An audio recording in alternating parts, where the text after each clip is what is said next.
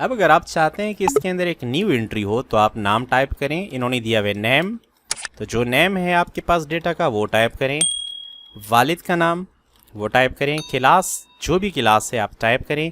And than marks, marks आपने दिए 68। Tab का बटन दबा रहे हैं, हम आगे जा रहे हैं। टैब के बटन से ही आपने आगे मूव करना है और जैसे ही होते हैं आप जस्ट इंटर करेंगे तो आपके पास ये देखें एंट्री नीचे आ गई है। तो इस तरीके से आपने मज़ीद एंट्रियां करनी होती हैं, ठीक है। इसके अलावा अगर आप चाहते हैं कि नहीं मैं एक ऐसा डेटा लाना चाहता हूँ, जैसे मेरे पास ये फॉर्म अलग से बना हुआ है, डेटा का स्प्रेडशीट सॉरी अलग से है, और मैंने यहाँ पर इसके लिए एक डैशबोर्ड बनाया हुआ है। तो मैं चाहता हूँ कि यहाँ पर जैसी मैं एंट्रीज करते जाऊँ तो यहाँ पर ये डेटा आ जाए और इसका मार्क्स, परसेंटेज, ग्रेड और रैंक ये सब खुद ब खुद कैलकुलेट हों। तो उसके लिए आपने यहाँ पर डेटा को इंटर करना है। मैंने टाइप किया शाहिद, वालिद का नाम मैंने कहा वली ख़ान, क्लास मैंने कहा 6th, और आपने मार्क्स इंटर करने हैं। आई सेड 68, 69, एंटर से नीचे आ रहे हैं यहाँ पर हम 58 एंड 100। और जैसे ही आप सेव पे क्लिक करते हैं तो आपका ये जो फॉर्म है वो ब्लैंक हो जाएगा और जो आपका डेटा था वो यहाँ पर आ जाएगा जो शायद वली ख़ान के नाम से था, और जितनी भी कैलकुलेशन है वो ऑटोमेटिक हो जाती है। अगर आप चाहते हैं कि इस तरह की डेटा एंट्री आप सीख लें और आपको जॉब मिल जाए, ऑफिस में वर्क मिल जाए, तो ये वीडियो आपके लिए होने वाली है। साथ साथ में आप इसकी प्रैक्टिस करें। इस वीडियो को स्किप मत कीजिएगा, इस वीडियो को आपने पूरा देखना है। अगर आप एक्सेल में न्यू हैं तो मेरे चैनल को ज़रूर सब्सक्राइब कीजिएगा, इस वीडियो को भी लाइक कीजिएगा, और पूरे 5 घंटे का प्रैक्टिकल कोर्स फार्मूलों के साथ मैं नीचे लिंक में डिस्क्रिप्शन दे रहा हूँ। अगर वो कोर्स आप देखते हैं तो आपकी ज़िंदगी बदल जाएगी। अगर आपने एक्सेल सीखा हुआ है फिर भी आप उस कोर्स को थोड़ा थोड़ा करके सीख लीजिएगा, थोड़ा थोड़ा करके सीख लीजिएगा। उसके अंदर बहुत सारे बेशुमार शीट्स मैंने पढ़ाए हैं, प्रैक्टिकल्स कराए हैं, और उसके अंदर बहुत सारे फार्मूलाज हैं। तो इस अमल को सीखने के लिए आए स्टार्ट करते हैं। ठीक है, सबसे पहले आपने क्या करना है कि आपका जो डेटा है उसके लिए, अपने डेटा के लिए आपने एक फॉर्म बनाना है। अगर आपको बेसिक एक्सेल आता है तो ये तो बहुत अच्छी बात है, लेकिन अगर आपको बेसिक एक्सेल नहीं आ रहा और एक्सेल में आपको इश्यूज़ हैं तो फिर आपने क्या करना है कि डेटा एंटर करने के लिए आपने कुछ बुनियादी चीज़ें सीखनी हैं जो मैं अभी आपके साथ शेयर करने वाला हूं। तो मैं ऐसा करता हूं कि एक न्यू फाइल बना लेता हूं। कंट्रोल N के साथ मैंने एक न्यू फाइल बना लिया। न्यू फाइल बनाने के बाद यहाँ पर मैं टाइप कर लेता हूँ नेम। आप रोल नंबर भी दे सकते हैं, आप कंपनी के लिहाज से भी कर सकते हैं। मैं फॉर एग्जांपल एक मार्कशीट बना रहा हूँ, मैंने कहा roll number, then I said name, then I said father's name, और फिर मैंने टाइप किया क्लास। अच्छा, फादर नेम पूरा नहीं आ रहा तो आपने C और D के बीच में आके इसको थोड़ा सा खोलना है, माउस का बटन दबा के रखें। जितना एरिया आपको चाहिए उतना एरिया आप इसको ड्रैग करें।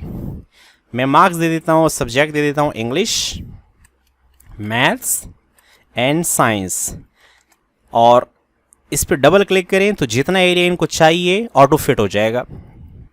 ये देखें, क्लास के लिए भी हम एरिया छोटा रख लेते हैं। फिर यहाँ से मैं इसको निकाल देता हूँ टोटल, देन मैं परसेंटेज के लिए अलग से एक सेल ले लेता हूँ, एंड देन ग्रेड,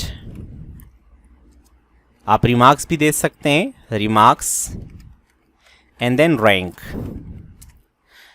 ये सब करने के बाद मैं इस पूरे एरिया को जहाँ पर मैं काम करना चाहता हूँ सेलेक्ट कर लेता हूँ और थोड़ी इसकी फॉर्मेटिंग कर लेते हैं। सेंटर सेंटर में किया सबको, और यहाँ से मैं इसको ऑल बॉर्डर दे देता हूँ ताकि हर जगह पर इसके बॉर्डर आ जाएं। और यहाँ से मैं इस एरिया को सेलेक्ट कर लेता हूँ और इसको कोई कलर दे देता हूँ ताकि हमारी हेडिंग्स बन जाएं।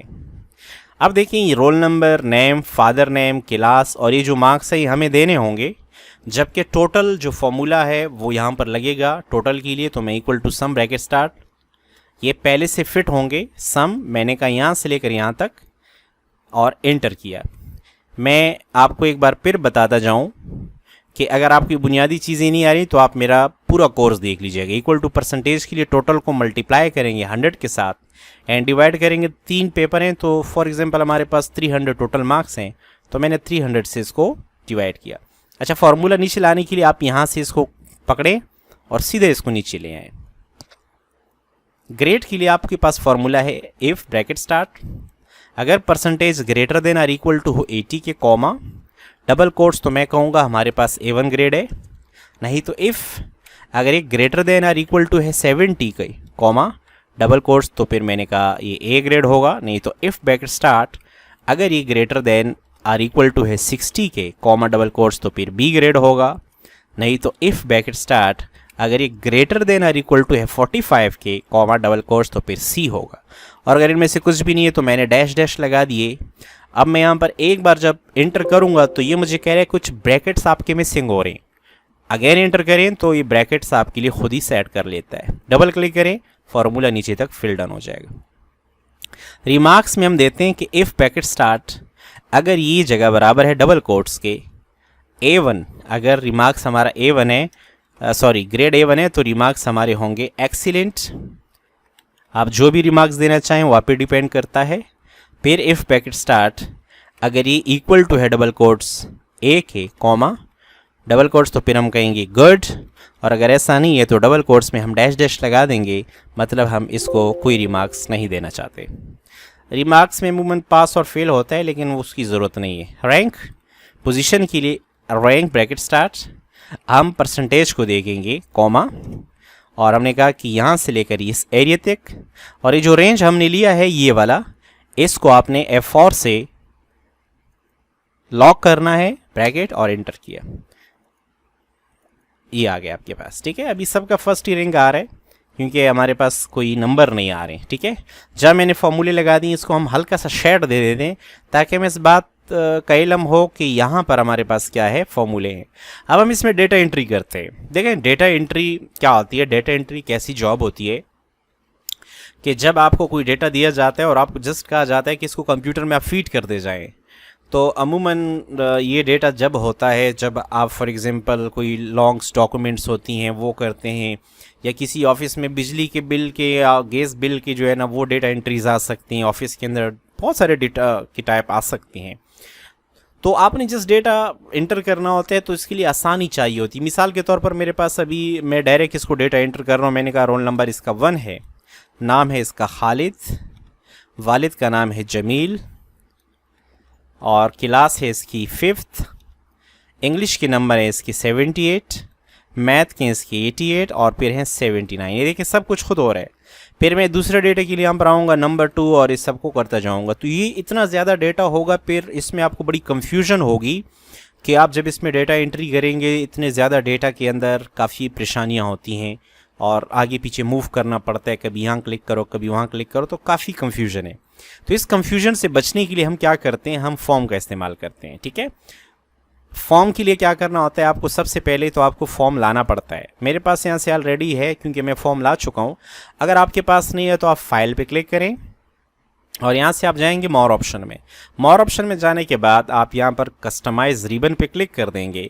यहाँ पर इन्होंने दिए हुए पॉपुलर कमांड्स, तो ये हो सकता है आपको यहाँ ना मिले, तो आप इसको कहें ऑल कमांड्स। जब आप ऑल कमांड्स करेंगे तो आप फॉर्म की इनिशियल्स F में आ जाएं। F में आने के बाद आप इसको ढूंढ लेंगे और ये आपको यहाँ मिल जाएगा। इस पर क्लिक कर देंगे और आप इसको क्या कर देंगे, ऐड कर देंगे। सही है, जैसे ही आप इसको ऐड कर देंगे तो ये आपके पास अवेलेबल होगा, आपके पास आ जाएगा। आने के बाद फिर आप इसको कैसे इस्तेमाल करेंगे उसकी तरफ हम बढ़ते हैं। चूँकि मेरे पास पहले से मौजूद है तो मुझे ज़रूरत नहीं है लाने की। मैं चाहता हूँ कि roll number, name, father name, class, English, math, science ये मेरे पास फॉर्म के अंदर आ जाएं। ये काम तो ऑटोमेटिकली होगा। तो मैं इन हेडिंग्स को सेलेक्ट करता हूँ। हेडिंग्स को सेलेक्ट करने के बाद आपने जस्ट फॉर्म पे क्लिक करना होगा। जैसे आप फॉर्म पे क्लिक करेंगे आपके पास वो तमाम हेडिंग्स जो आपने सेलेक्ट किए थे वो आ जाएंगे। अब मेरे पास है रोल नंबर 1। मैंने टैब का बटन, टैब के बटन से आप नीचे जाएंगे, एंटर का बटन नहीं दबाएंगे, एंटर के बटन से एंट्री हो जाती है। ठीक है, मैंने अभी यहाँ पर टाइप किया जमील, वालिद का नाम मैंने टाइप किया दुरहीम, क्लास मैंने कहा कि 6 क्लास है, इंग्लिश के नंबर 78 है, टैब का बटन 99, टैब का बटन 75 एंड जस्ट आपने एंटर किया। जैसे ही आप इंटर करते हैं यहाँ आप देख सकते हैं कि आपके पास ये एंट्री हो गई है। अब मैं एक दूसरी एंट्री भी कर लेता हूँ, फिर इसमें कुछ मसाइल हैं उसके बारे में हम बात करते हैं। मैंने टाइप किया हारून और वालिद का नाम मैंने कहा अहमद अली। जो भी डेटा होगा आपके पास आप देख सकते हैं। क्लास इसकी है 7th, इंग्लिश के नंबर हैं इनके 78, then 85 and then 89 and just आप जैसे ही एंटर करेंगे the data is present there. इसको क्लोज कर देते हैं, जब आपको ज़रूरत हो बंद कर लीजिएगा। डेटा आपका काफ़ी इंटर हो चुका है। अब यहाँ पर आप देख सकते हैं कि total, percentage, grade, even remarks और ये रैंक सब कुछ आ रहे हैं। चूँकि मैंने इन दोनों के नंबर सेम आ रहे हैं तो इस वजह से यहाँ पर रिमार्क्स का इशू आ रहा है। अगर मैं इसको 90 कर देता हूँ, जस्ट एंटर किया, तो देखिए जो रैंक है वो क्या हो गए, चेंज हो गए, क्योंकि नंबर में दोनों का फ़र्क आ गया। अब आप तीसरी एंट्री करना चाहते हैं तो यहाँ पर अमूमन ऐसा होता है कि आप इन जो हेडिंग्स हैं इनको सेलेक्ट करते हैं और फॉर्म पे क्लिक करते हैं।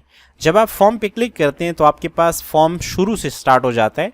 कह रहे आपके पास जमील के नाम से है, तो मैंने कहा ठीक है, आप नेक्स्ट कर दो। तो खैर आप इसको न्यू कर दो। जैसे ही न्यू करोगे, मैं कहता हूँ हारिस, ये कह रहे कैन नॉट एक्सटेंड टेबल और डेटाबेस, ये आपको एक एरर दे रहा है। इसकी वजह क्या है? इसकी वजह यह है कि जहाँ तक आपने डेटा एंटर किया है आपने उस पूरे एरिया को सिलेक्ट करना है। मैंने यहाँ से इसको सिलेक्ट किया और साथ में ये जो डेटा मैंने एंटर किया हुआ है इसको भी सेलेक्ट करोगे।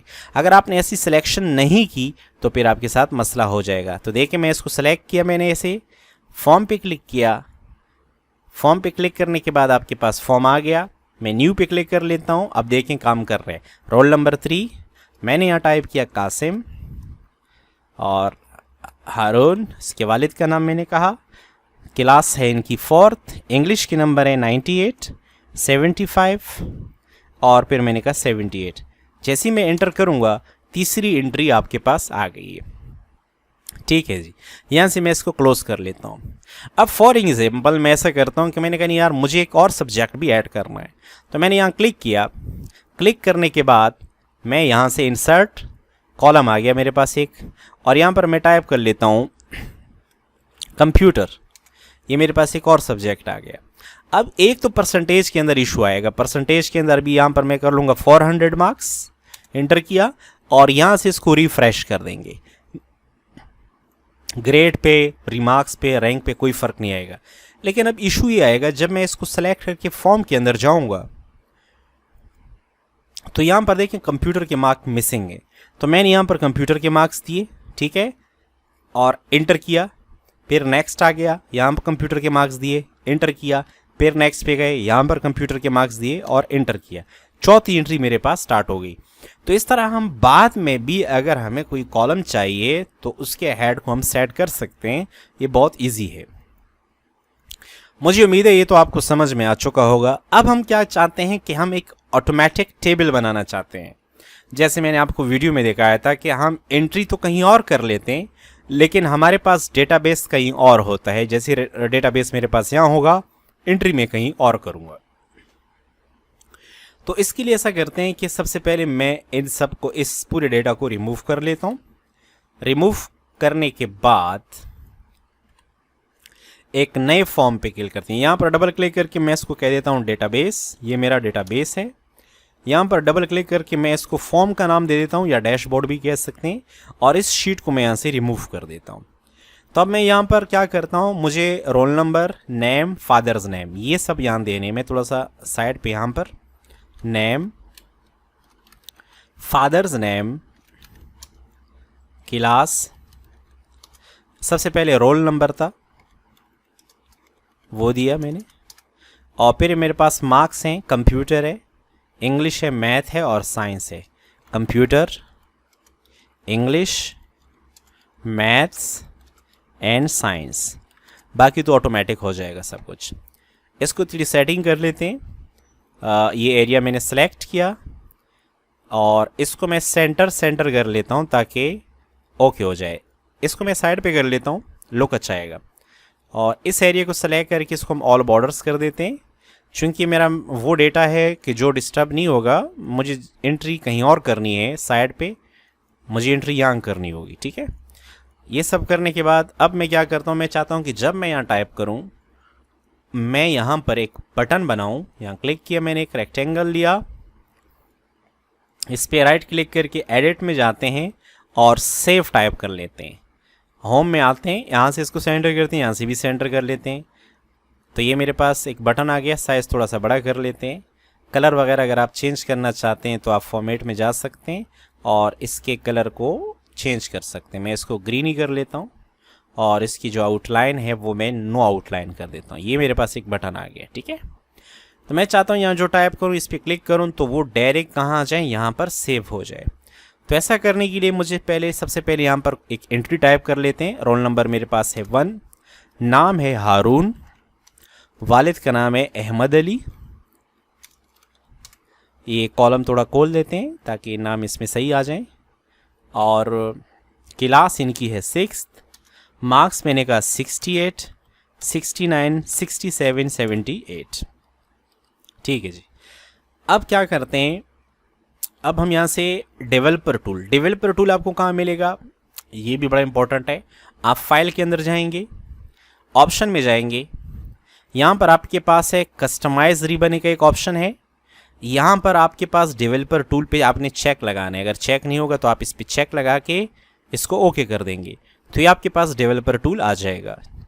अब मैं क्या करता हूँ, यहाँ से एक मैक्रो बनाऊंगा। मैक्रो असल में एक रिकॉर्डिंग होती है। मैं एक रिकॉर्डिंग करना चाहता हूँ अपने एक प्रोसेस की, और फिर मैं चाहता हूँ कि वो प्रोसेस बार बार रिपीट हो जाए। तो इसके लिए मुझे एक मैक्रो की ज़रूरत पड़ेगी।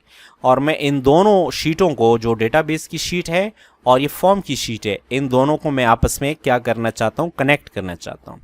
तो इसके लिए मुझे क्या करना पड़ेगा, मैं रिकॉर्ड मैक्रो पे क्लिक करता हूँ। दिस वर्कबुक सही है, आपने दिस वर्कबुक ही करना है।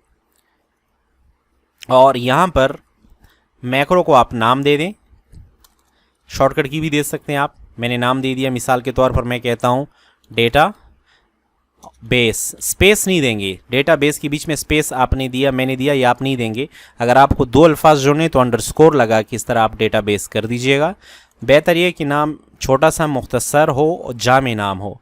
आप अपनी यादाश्त के लिए यहाँ पर कुछ लिख भी सकते हैं कि ये मैक्रो आपने क्यों बनाई है, आप इसको यहाँ से कर सकते हैं। मैं शॉर्टकट की इसलिए नहीं दे रहा क्योंकि मैं ऑलरेडी बटन बना रहा हूँ, तो मैं शॉर्टकट की इस्तेमाल नहीं करना चाहता। मैंने इसको ओके किया। अब मेरी मैक्रो स्टार्ट हो गई। अब इस एरिया को मैंने सेलेक्ट किया, इसको मैंने कॉपी किया। मैं चाहता हूँ डेटाबेस के अंदर ये आ जाए। यहाँ साइड पे क्लिक कर दीजिएगा और फिर आपने क्या करना है, इसको Ctrl+C, डेटाबेस, यहाँ क्लिक किया। कंट्रोल के साथ आपके पास 4 की होते हैं जिस पे तीर के निशान होते हैं, जिसको एरो मोमेंट कीज कहते हैं। नंबर के साथ होते हैं, तीर वाली की जिससे नीचे जाता है कर्सर। कंट्रोल के साथ उसको दबाएं नीचे की तरफ, फिर उसको दबाएं आप राइट साइड पे, फिर उसको आप टॉप पे ले जाएं। ये प्रोसेस करना है, ठीक है, मैक्रो के लिए। और यहाँ से यूज़ रिलेटिव पे क्लिक करें और फिर आप अपना कर्सर वहाँ ले जाएं जहाँ आपको डेटा ले जाना है। मैंने यहाँ क्लिक किया, यूज़ रिलेटिव को बंद करें। अब यहाँ पर पेस्ट स्पेशल करने हैं, राइट क्लिक करें, पेस्ट स्पेशल, ये आ गया। और यहाँ से इसको ट्रांसपोज कर दें। ट्रांसपोज हम इसलिए कर रहे हैं क्योंकि हमारे पास वहाँ डेटा कॉलम में है, हमने कॉलम्स को कॉपी किया और मैं चाहता हूँ कि वो यहाँ रॉ में आ जाए। और इसको मैंने ओके किया, ये डेटा आ गया। फिर आप साइड पे या नीचे क्लिक कर दें, वापस यहाँ आएँ। अब इसको मैंने खाली भी करना है। मैं चाहता हूँ जब सेव पे क्लिक किया जाए तो ये खाली हो जाए। डिलीट कर दें आप, और फिर चाहता हूँ कि कर्सर यहाँ आ जाए। ये होने के बाद आप इसको स्टॉप रिकॉर्डिंग करें। अब हमारी मैक्रो रिकॉर्ड हो चुकी है। हमने यहाँ पर डेटा कॉलम में था वो कॉपी किया और यहाँ डेटाबेस के अंदर हमने इसको रॉ में पेस्ट किया, इसलिए हमने ट्रांसपोज का ऑप्शन इस्तेमाल किया। अब इस बटन के साथ क्या करना है, इस पर राइट क्लिक करें, असाइन मैक्रो में जाएं और दिस वर्कबुक, ठीक है, दिस वर्कबुक जो मेरे पास वर्कबुक 2 है, इसके अंदर आपने इसको इस्तेमाल करना है और इसको आपने ओके करना है। अब देखते हैं, हमने जब सिलेक्शन ली थी हमसे वहाँ पर एक क्लिक हो गया था, उसकी वजह से शायद मैक्रो पे कोई फ़र्क आया हो। ट्राई करते हैं। 0 2 एक एंट्री तो हो चुकी है। नाम है जमील, वालिद का नाम मैंने टाइप किया वसीम, क्लास मैंने कहा 6th एंड मार्क्स मैंने कहा 58, 68, 48 एंड 79। और मैं इस पे आके क्लिक करता हूँ, ये फॉर्म मेरा खाली हो गया, ब्लैंक। कर्सर अपनी जगह पर मैंने यहीं पे छोड़ा था। यहाँ आते हैं डेटाबेस के अंदर, ये देखें जमील की एंट्री यहाँ हो गई। सारी कैलकुलेशन हो चुकी है। ग्रेड इनके सही नहीं आ रहे इसलिए रिमार्क्स ख़राब आ रहे हैं। एक तीसरी एंट्री करते हैं। यहाँ पर मैंने कहा वली, वालिद का नाम मैंने टाइप किया जमाल, रोल नंबर 3, देन वली, वालिद का नाम हम टाइप करते हैं जमाल। क्लास इसकी हम कहते हैं कि 8 क्लास है, कंप्यूटर में 78 marks, then 89, 85 and then 86 and just इस पे आप क्लिक कर दें, आपका डेटा यहाँ पर ट्रांसफ़र हो चुका है। इस तरीके से आप बहुत तेज़ी के साथ डेटा एंट्री कर सकते हैं। डेटाबेस के अंदर आप ऑफिस के अंदर किसी भी कंपनी के अंदर अगर आपको डेटा का काम दिया जाता है और इस तरह एंट्री होती है तो आप बड़ी इजीली उसको कर सकते हैं। आपने जस्ट यहाँ पर बस एंटर करना है। रोल नंबर का आपको, चूंकि आपके पास एक लिस्ट होगी उसमें से ये सारी चीज़ें लिखी होंगी, आपने जस्ट वो लिस्ट सामने रखनी है, टाइप करना है, सेव पे क्लिक करें, टाइप करें, सेव, टाइप सेव, यूं करते जाएं, आपका काम होता जाएगा। एक और बड़ी इंपॉर्टेंट बात है, अब जब आप इस फाइल को सेव करते हैं, मैंने सेव पे क्लिक किया, सॉरी मैंने सेव एज पे क्लिक किया, मैं इसको सेव पे क्लिक करता हूं तो एक्सेल वर्कबुक तो है, लेकिन आप इसको कहेंगे एक्सेल मैक्रो एनेबल टेम्पलेट और इसको सेव कर देंगे। अगर आप ऐसा नहीं करेंगे तो फिर क्या होगा, आपकी जो फाइल है उसके अंदर मैक्रो काम नहीं करेगा। तो बाज़ों का स्टूडेंट्स ऐसा करते हैं कि वो मैक्रो तो इस्तेमाल कर लेते हैं और फाइल ऑफ करते हैं। फाइल ऑफ करने के बाद जब दोबारा फाइल खोलते हैं तो उसके अंदर मैक्रो काम नहीं करता। उसकी वजह ये होती है कि उन्होंने फाइल को गलत तरीके से सेव किया होता है। इस तरीके से सेव करने से आपकी मैक्रो काम करेगी और आपकी फ़ाइल को बड़ी आसानी से आप कहीं पर भी कॉपी करें, दूसरी जगह ले जाएं और आप इसको इस्तेमाल कर सकते हैं। ये वीडियो देखने के बाद अगर आपको एक्सेल में कुछ मसाइल नज़र आते हैं, आप एक्सेल में सही तरह नहीं जानते, तो मेरे 5 घंटे का कोर्स देखना मत भूलिएगा। आप यकीन जानिए वो कोर्स आपको ऑफिस में तरक्की देगा, आपकी जॉब में तरक्की होगी, आप एक्सेल में चैंपियन बन सकते हैं। वीडियो को लाइक कीजिएगा। अगर आपने चैनल को सब्सक्राइब नहीं किया तो फ़ौरन चैनल को सब्सक्राइब कीजिएगा, क्योंकि ये वीडियो बहुत ज़बरदस्त हुई है और इससे आपको ज़रूर फ़ायदा होगा। मिलते हैं किसी और ट्यूटोरियल में, जब तक के लिए गुड बाय।